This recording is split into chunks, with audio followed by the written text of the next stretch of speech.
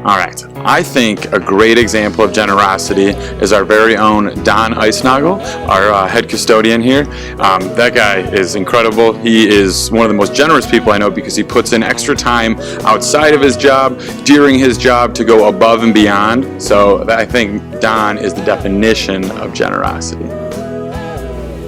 I think having a generous spirit just makes people feel better, and it's always feels good to receive that generosity.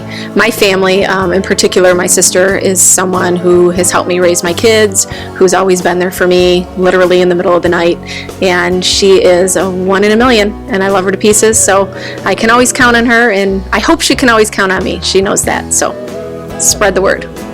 So when I didn't know where my classes were in high school, some kids helped me around the school finding all my classes and like showing me where like Mr. Krasky's class or like Mr. Curtis' class. So I think that's pretty generous that they took their time and helped me. When I think of somebody who has shown me generosity, I think about generosity with time, and somebody who gave me a lot of time rather than something that costs money.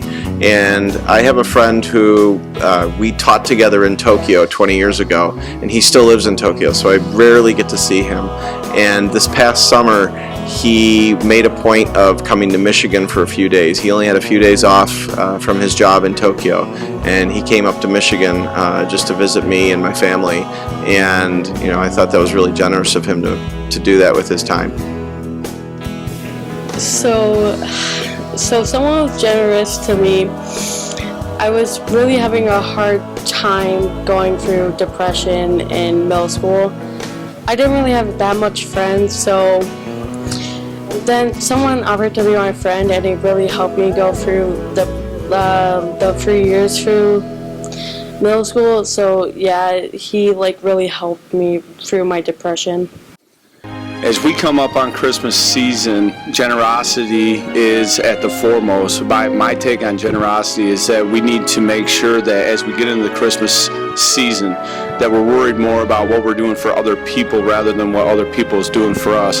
We all know that Santa Claus is going to come here pretty quick to our homes, but let's think about what are we doing for other people. We got a canned food drive coming up where we're trying to make sure that people who might not be able to get to eat otherwise are going to have a meal. We have a coat drive to where people who are going to be cold, freezing cold in this weather, might not be warm otherwise. We have families in our district that might not have Christmas, kids that are going to go without. Let's think about trying to help them out. Let's think about trying to do for other people and not worry about what iPhone I'm getting, what brand new clothes I'm going to get, and things like that. It's about helping other people. It's about making sure that everybody has the basic needs rather than what we're getting that's above and beyond what we actually need.